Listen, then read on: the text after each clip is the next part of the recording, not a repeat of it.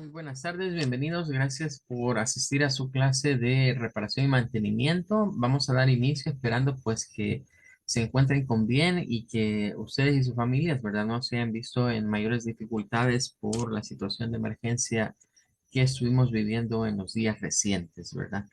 Bueno, vamos a leer el versículo que nos toca para esta semana, ¿verdad? Al iniciar las clases, que creo que va de la mano con lo que acabamos de estar viviendo, ¿verdad? Se encuentra la cita en Isaías 41:10. En este caso tenemos la traducción de acuerdo a la nueva versión internacional en español, que nos dice, así que no temas, porque yo estoy contigo, no te angusties, porque yo soy tu Dios. Te fortaleceré y te ayudaré, te sostendré con mi diestra victoriosa. En esta semana queremos hacer hincapié, ¿verdad?, en el valor de no temer o lo que la Biblia dice literalmente, no temas. Es curioso que esta expresión, ¿verdad?, se encuentra repetida en la Biblia cerca de 300 veces, ¿verdad?, donde Dios en diversos pasajes le dice a diversos personajes esta frase, ¿verdad? No temas porque yo estoy contigo. Bueno, vamos a regresar al documento que les compartí la semana, ¿verdad? De los microprocesadores de Intel, que nos está sirviendo como un referente, ¿verdad? A lo que hemos hablado o para sentar, digamos, las bases teóricas de lo que es el microprocesador. Nos habíamos quedado en esta parte hablando ya de los modelos de Intel del 8086 y el 8088, ¿verdad? Donde IBM pues comienza a comprarles a ellos prácticamente microprocesadores para incluirlos dentro de sus sistemas, ¿verdad? Y llegando pues a la era del 286, ¿verdad? Que es el predecesor al 386, que ya estábamos hablando de una arquitectura de 16 bits, ¿verdad? Veníamos de arquitecturas de 4 a 8, ahora vamos a 16 bits. Era muy similar, nos dice, al 8086 y 8088, ¿verdad? Nada más que se tenía más capacidad de direccionamiento de memoria con esos 16 bits, ¿verdad? Podía alcanzar hasta 16 megabytes, ¿verdad? En términos de memoria, digamos, que se podía tener. Curiosamente, muy pocas unidades llegaron a manejar esa cantidad de memoria porque se necesitaba algún motherboard especial para ello. Pero luego entramos ya quizás al punto de inflexión, ¿verdad? Entre microprocesadores, digamos, que estaban dando sus primeros pasos todas estas empresas en términos de fabricación y el primer microprocesador que sentó, diríamos, las bases del funcionamiento de lo que vendría siendo el resto de sistemas. Por eso incluso acá en el libro de Barry de Bray nos dice que es el microprocesador de 32 bits y no nos los mienta como el 386 directamente, sino como que ya poniéndonos esta arquitectura que sería pues la que se manejaría, como les decía, durante mucho tiempo, ¿verdad? En este caso, pues el siguiente modelo de Intel fue el 386, ¿verdad? Con el nombre, siguiendo ese nombre de código, ¿verdad? De 80 a 386 que se había venido desde antes. Entre la familia que vendría siendo desde el 8086 hasta el 8286. Este se le considera pues el primer no de 32 bits, ¿verdad? Tenía un bus de datos ya de 32 bits, lo que permitiría, ¿verdad? Localizar una memoria, ¿verdad? Direccionar una memoria hasta de 4 gigabytes. Algo que eso no era, digamos, muchos dijeron, ¿verdad? Que en el tiempo de que Intel se adelantó demasiado con esto, ¿verdad? Así lo vieron en ese momento porque a la práctica nunca llegó un 386 a manejar esa cantidad de gigabytes en memoria. Lo vimos muchas generaciones después, ¿verdad? Para que se alcanzara ese máximo de memoria RAM. Pero sí sentó las bases, es decir, los señores de Intel tenían claro que de allí en adelante iban a utilizar esa arquitectura para seguir fabricando más procesadores y no ir cambiando, digamos, o no ser tan cambiantes en lo que estaban haciendo, ¿verdad? Ya quedarse como fijos con ese dato. Entonces teníamos ahí algunas características, ¿verdad? De lo que vendría siendo esto. Algunas variantes, ¿verdad? Como la 386SX, la SL, la SLC, ¿verdad? Que tenían algunas características de traer algunas, un poco más de lo que se conoció como memoria caché. que hoy es parte, digamos, del microprocesador, como lo vamos a ver en unos diagramas más adelante. Y lo principal, ¿verdad? Es que con este tipo de memoria que alcanzaba a direccionar, pues ya podríamos hablar de las famosas GUI, ¿verdad? O interfaces gráficas para usuarios, que ya se las habían puesto de moda algunas, bueno, más que todo Apple, ¿verdad? Con su Macintosh, años atrás ya lo había puesto de moda y el mundo de la PC se había ido quedando como rezagado en eso. Vea, pero digamos que aquí en donde se comienza a explotar, ¿verdad? Es la característica de ya tener una interfaz gráfica, no algo que se basara en MS2 o un sistema Unix, sino que ya fuese algo parecido a lo que vemos ahora, ¿verdad? Windows comenzó a dar versiones, ya la 3.11 prácticamente fue la que llegó a este tiempo, ¿verdad? Que era, digamos, ya un sistema operativo diferente a lo que se venía trabajando con anterioridad. Fue el punto de inflexión, ¿verdad? Para los sistemas operativos, para la tecnología de computadoras. Llegaron, ¿verdad? Algunos sistemas, como lo menciona por acá, ¿verdad? Los famosos programas YCWI, ¿verdad? Que esto viene de siglas en el inglés, ¿verdad? Que se traduce así, ¿verdad? Como what you see is what you get. Lo que ves es lo que obtienes, que significaba que durante un tiempo las personas se acostumbraron a trabajar en una computadora, pero cuando imprimían algo, ¿verdad? Resultaba que era muy diferente o no se veía igual a lo que estaba en la máquina. Bien, entonces ya con la llegada de estas nuevas tecnologías, pues se desarrollaron interfaces que lo que veíamos en la computadora era lo que obteníamos en la impresión. A eso se referían estos sistemas. También se comenzó a diseñar lo que era dibujo asistido por computadora o los famosos CAD, ¿verdad? Que pues hasta la fecha se mantiene el programa más famoso quizás de entre ellos el AutoCAD, ¿verdad? Para ingenieros civiles y arquitectos. Y bueno, decenas de aplicaciones más, ¿verdad? Que comenzaron a surgir en ese tiempo. Luego, el cambio de generación, ¿verdad? El 486. Ya a finales de los años 80 prácticamente llegó este, ¿verdad? Que se nos aclara en 1989. Incorporaba, ¿verdad? Un microprocesador similar al 386 y un coprocesador. Debemos tomar en cuenta que en ese tiempo se manejaba ese concepto de coprocesador, que a la larga nos daremos cuenta que se volvió en los famosos núcleos, ¿verdad? O hablar de que hay más de un procesador dentro de uno de estos chips. Luego, ¿verdad? Este, pues, superaba, digamos, en cuanto a frecuencias de relojes al 386, era un poco más rápido, pero mantenía la filosofía de lo que eran los 32 bits. O sea, eso no se cambió, eso fue casi lo mismo.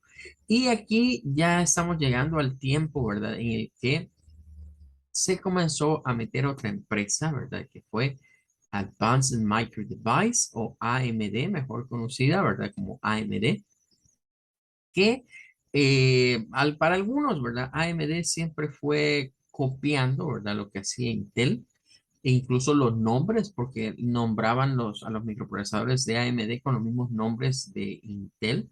Y pues ofreciendo algo incluso más rápido, ¿verdad? Que lo que Intel ofrecía en ese tiempo, ¿verdad? Era una forma, una estrategia en mercadotecnia, ¿verdad? Que utilizaba AMD de ofrecer microprocesadores más rápidos y más baratos, ¿verdad? Y luego, pues comenzaron a surgir algunas variantes, y esto fue normal, digamos, desde la 386 que hubiesen pequeñas variantes, ¿verdad? En términos de algunos microprocesadores más rápidos que otros, como nuevas generaciones, ¿verdad? Esto del DX, SX, lo podríamos equiparar a que actualmente Intel comienza a sacar microprocesadores en donde comienza a darle, por ejemplo, la línea de los Core, ¿verdad? Core i, Core i3, Core i4, que está primera, segunda, tercera, cuarta, quinta generación, ¿verdad? De estos microprocesadores, que pues es el mismo modelo, pero se va como actualizando, ¿verdad? Entonces es algo que Intel siempre ha tenido a bien hacerlo. Es más, incluso podríamos decir que llegó un momento en el que Intel para abaratar sus microprocesadores comenzó a dividir entre microprocesadores de alta gama y microprocesadores de baja gama.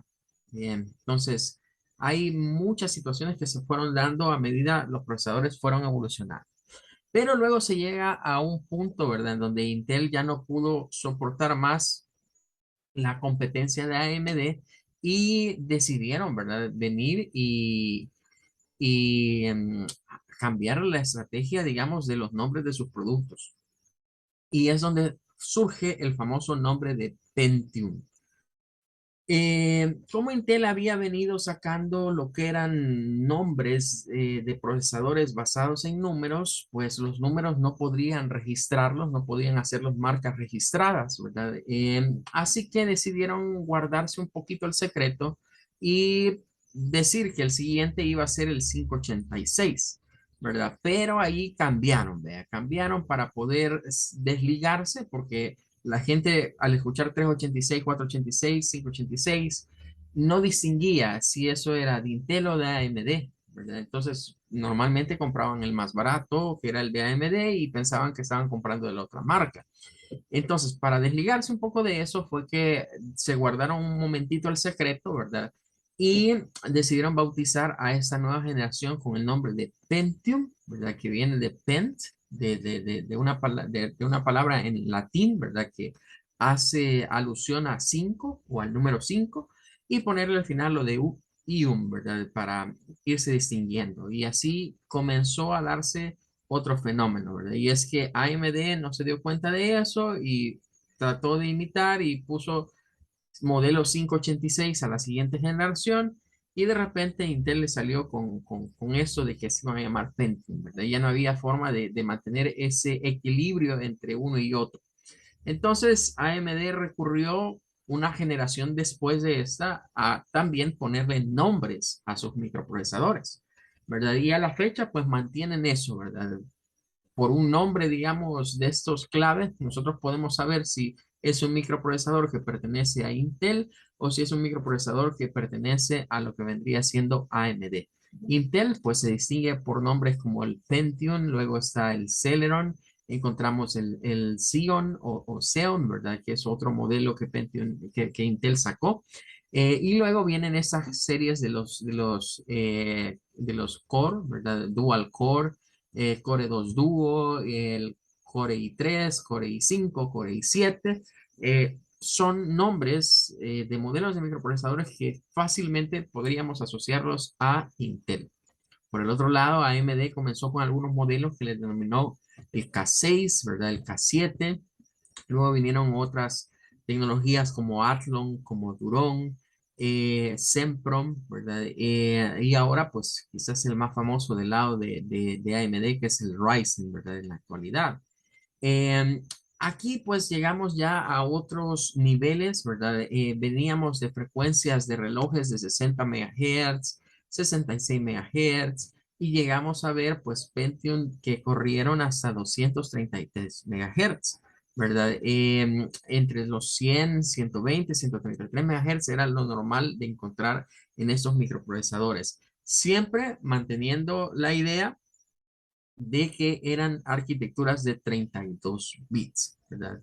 Pero en ese punto no se llegó nunca a tener, digamos, un Pentium con 4 gigabytes de memoria, ¿verdad? Era algo que Intel lo había planteado en su arquitectura de la 386, pero no para que se usase en estas máquinas, sino pensando en los siguientes años, ¿verdad? Que en los siguientes desarrollos iban a seguir manteniendo esa arquitectura hasta llegar a ese máximo de los 4 gigas en memoria RAM, que pues se alcanzó ya en la generación de los Pentium 4 prácticamente.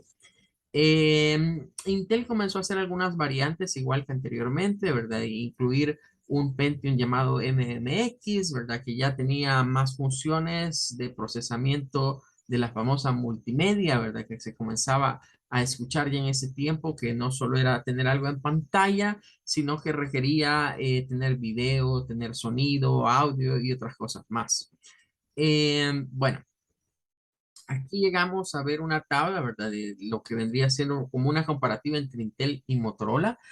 Durante ese tiempo, ¿verdad? Esas dos empresas fueron bastante rivales, ¿verdad? En términos de procesadores. Incluso diría yo que Intel consideraba más el rival a vencer a Motorola junto a Texas Instruments que a AMD. AMD nunca lo vio como un potencial rival porque era una empresa emergente, igual que ellos, cuando ya estaban más posicionados, no los consideraban, digamos, quizás como sus acérrimos rivales, pero en el tiempo fue así, ¿verdad? Ya a nivel de las computadoras. Entonces aquí tenemos el ancho del bus de datos, la memoria, ¿verdad? Que esos eran capaces de direccionar. Y pues podemos ir viendo, ¿verdad? Destacando los 386. Aquí se encuentra toda la familia de los 386. La anchura, ¿verdad? Que varió entre los 16 a los 32, dependiendo del modelo de 386. Luego llegamos a los 486, de los que acabamos de estar hablando, ¿verdad? Que eran ya arquitecturas de 32 bits. El Pentium, ¿verdad? Hubo una generación de Pentium que surgió con arquitectura de 64 bits. Y luego estas que fueron, digamos, las más comunes, ¿verdad? El Pentium de 32. Así también llegamos a ver el Pentium 2, el 3 y el 4, ¿verdad? Que aquí aparecen con arquitecturas de 64, pero nunca, en la práctica, nunca llegaron a direccionar tanto, ¿verdad? Aunque los modelos ya de 64 bits se comenzaron a establecer en prácticamente acá en este rango, ¿verdad? Entre los Pentium 3, Pentium 4, no eran, digamos, del todo utilizables porque los sistemas operativos tampoco habían dado ese salto. Entonces, de tomar en cuenta que estas tecnologías van de la mano y normalmente la parte del hardware es la que surge primero con los avances y luego viene la parte, digamos, del software, de los sistemas operativos que diseñan, digamos, ya de acuerdo a lo que el hardware soporta. Bueno, y por otro lado, algunas pequeñas comparativas de lo que hizo Motorola, ¿verdad? De que quizás una de sus, de los que más llama la atención es el PowerPC, ¿verdad? Que fue una arquitectura que logró colarse bastante, ¿verdad? Se vendieron bastantes de estas máquinas y que a veces, porque era considerado un PC, se pensaba, ¿verdad? Que funcionaban igual que la arquitectura de Intel, pero habían pequeñas diferencias entre unas y otras. Algunas marcas, ¿verdad? De renombre utilizaron a veces microprocesadores de Motorola. Entre ellos podemos hablar de Dell, podemos hablar también del área de lo que vendría siendo Gateway, ¿verdad? Incorporaban a veces de estos microprocesadores que no eran, digamos, propiamente generados por Intel. De esta manera, Intel llegó a hacerse, digamos, casi de un monopolio en términos de microprocesadores, ¿verdad? Durante esta época, la época que algunos consideran la época dorada, ¿verdad? Para Intel, en donde pues prácticamente toda computadora que se compraba llevaba un microprocesador de ellos. Y el rango, digamos, que le dejaban a otras empresas era muy corto, ¿verdad? Eran pocas unidades las que se producían con otros microprocesadores. Ahora, aquí llegamos a una gráfica que nos habla del iComp. El iComp es fue algo que Intel trató de desarrollar, ¿verdad? Como una medida, lo que se conoce en términos informáticos como un benchmark. Lo vamos a poner por acá. Eso es una palabra que proviene del inglés, ¿verdad? Se le dice que esto es un benchmark. En español, diríamos, bueno, es un test de rendimiento, ¿verdad? Es un test de rendimiento, es una especie de prueba, ¿verdad? Que busca medir el rendimiento, pero en este caso Intel la diseñó para sus propios procesadores, para no depender de la frecuencia de reloj, ¿verdad? Hasta la fecha, digamos que Intel y otras compañías medían la velocidad, hemos dicho, ¿verdad? O para hacer comparativas, ¿verdad? De qué tan rápido trabajaban los procesadores basándose en frecuencias de reloj, ¿verdad? Entonces, del iComp viene precisamente de Intel Comparative Microprocessor Performance, ¿verdad? Que lo podríamos traducir como el desempeño comparativo de los microprocesadores de Intel. Fue un invento que solo funcionó para ellos, ¿verdad? Que no tenía el propósito de abarcar a otras compañías y por lo tanto no tuvo o no generó, digamos, aquello que buscaba Intel, ¿verdad? Ya que se limitaba a nada más a sus procesadores, una medida, ¿verdad? De procesadores. De hecho, de estos hubieron como tres versiones, ¿verdad? De ICOM. Y pues el problema es que solo daba comparativas dentro de los mismos procesadores de Intel y no consideraba a otros, ¿verdad? Entonces, ese fue el dato que impidió, digamos, que esto funcionase bien. Era un índice, ¿verdad? Que trataban ellos de sacar entre lo que vendría siendo la parte de la velocidad de reloj y algunas,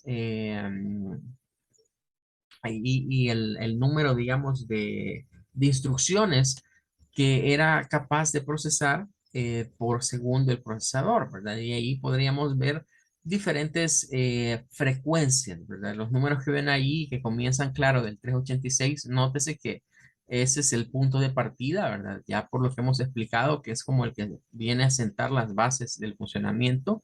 Se va pues por los que vendrían siendo de 16, eso está al final, ¿verdad? Acá.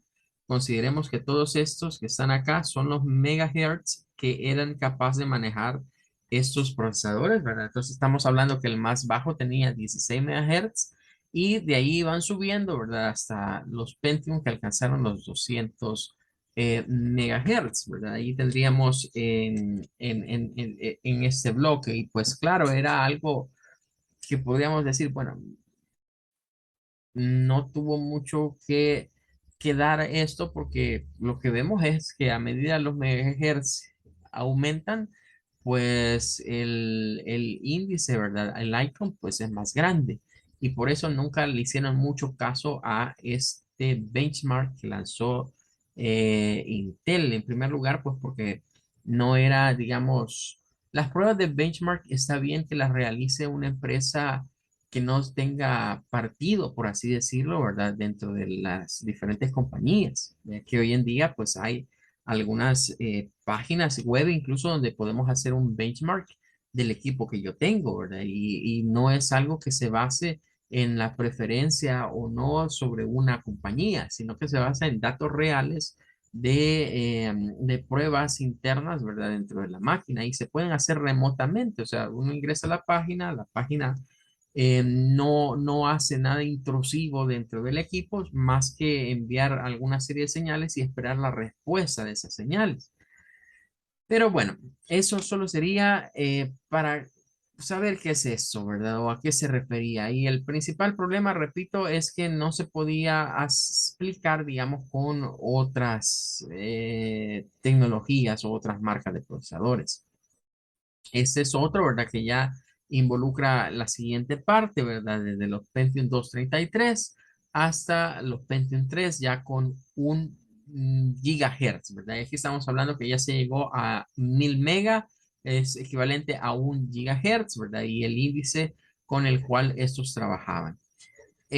Bueno, luego nos habla acerca de algunos otros procesadores, ¿verdad? Que vinieron después, nos habla del Pentium Pro, ¿verdad? Cómo estos fueron evolucionando, luego nos habla del Pentium 2 y el Xeon, ¿verdad? Que lo mencioné hace un momento, que era un microprocesador pensado más que todo para ya máquinas que fueran a trabajar en red, ¿verdad? Donde se requiriese una mayor cantidad de procesamiento de información o servidores. Nos habla luego un poquito de lo que es el Pentium 2, ¿verdad? Nos menciona el Pentium 4 también ahí intermedio. Estos microprocesadores se fueron quedando ya este nombre, ¿verdad? Se volvió bien usual, ¿verdad? Hablar de Pentium, Pentium 2, Pentium 3, Pentium 4, era pues ir dando una idea de la novedad, digamos, de cada uno de estos procesadores, pero todos se mantenían, digamos, en esa arquitectura de los 32 bits prácticamente. Luego tenemos acá lo que vendría siendo ya Intel ya no usa el término para estos de lo que vendría siendo un coprocesador, ¿verdad? Sino que hablan ya de núcleos, ¿verdad? En donde podemos ver, ¿verdad? Que en lo que eran algunos de ellos, ¿verdad? Se comenzaron a integrar lo que eran diferentes chips en los cuales habían más procesadores. Nos habla un poco de lo que es Celeron. Celeron fue o es, mejor dicho, una arquitectura alterna a Pentium, ¿verdad? Es considerada como un microprocesador de baja gama. Era un microprocesador mucho más barato que un Pentium, ¿verdad? Que para un trabajo, digamos, de oficina, un trabajo escolar, pues estaba bien, ¿verdad? Era más que suficiente. Eso con el propósito, eso Intel lo hizo con el propósito de no dejarse ganar terreno por AMD, porque en todo eso que vamos hablando, si bien es cierto, este libro se enfoca en los microprocesadores de Intel, AMD fue haciendo su trabajo a la par, ¿verdad? Y ganando bastante terreno, sobre todo en términos económicos. AMD centró, digamos, su estrategia de mercadeo en decir que sus microprocesadores eran mejores que los de Intel y eran más baratos. Entonces, eso atraía a muchas personas, ¿verdad? A mudarse, digamos, de un sistema incluso Intel a un sistema AMD. Y ahí vamos a encontrar a los fanboys de Intel y a los fanboys de AMD, ¿verdad? Personas que son acérrimos defensores de AMD y personas que son acérrimos defensores de Intel. Bien, esto ya se vuelve casi igual que las marcas, ¿verdad? Marcas de ropa, de calzado, incluso podríamos hablar marcas hasta de vehículos, ¿verdad? Donde a veces encontramos esos pleitos de los que prefieren los Toyota, los que prefieren los Nissan, los que prefieren el Mitsubishi, los que prefieren los Subarus, los que prefieren los Hondas.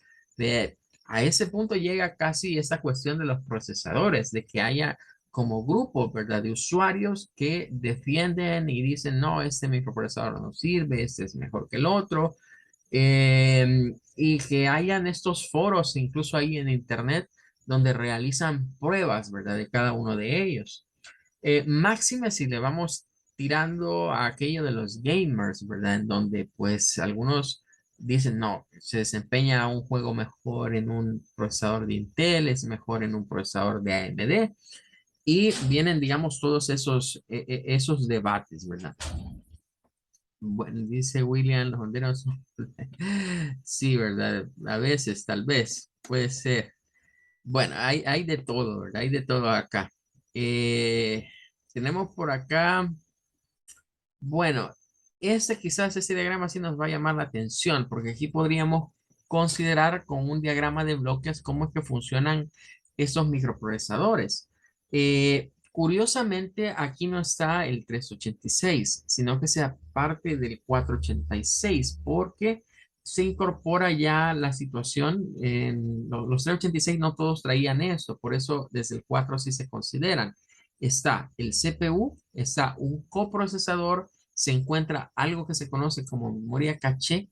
La memoria caché, vamos a comprenderla. Bueno, en primer lugar es una memoria, es un tipo de memoria, pero ¿para qué sirve? El caché, ¿verdad? Y cuando hablamos, porque esto se usa hoy hasta para los teléfonos, ¿verdad? El caché de una manera sencilla es una memoria intermedia entre el procesador y la memoria RAM o el procesador y algún otro dispositivo. Cuando me refiero a memoria intermedia, significa que el CPU va trayendo información, ¿verdad? Desde la memoria RAM. Pero comenzaron ellos a darse cuenta que podían diseñar o que podían hacer más rápido a los procesadores si lo que se leía desde la memoria RAM ya estaba precargado dentro de una memoria del procesador. Entonces, si digamos acá fuese esta nuestra memoria RAM, si el procesador ya tuviese acá almacenado eso, pues ya lo tiene. En el momento en que el CPU lo toma, puede ir a traer otra cosa que esté acá y el CPU procesando lo demás y él ya tiene la restante información. Entonces, este término se utiliza no solo en los procesadores actuales, sino que incluso se utiliza en los teléfonos celulares, ¿verdad? Si usted va y le dice borre la caché, pues, ¿qué es la caché en un teléfono celular? Todos los datos a los que hemos accesado, ¿verdad? Páginas web, lo que hemos navegado, archivos que hemos descargado, que cuando se nos dice que lo borremos, ¿verdad? Para ahorrar un poco de espacio de memoria en el teléfono, significa que esos datos están allí y si yo abro esos sitios, si yo acceso a esas cosas nuevamente, me van a cargar más rápido si esos datos ya están como predescargados en mi teléfono. Si los borramos, pues igual voy a entrar a esos sitios o a cargar esa información, me va a llevar un poco de más tiempo porque hay que volverlos a descargar. Esa misma idea, ¿verdad? Se retomó en un inicio de lo que era la llamada memoria caché, que es parte interna del procesador.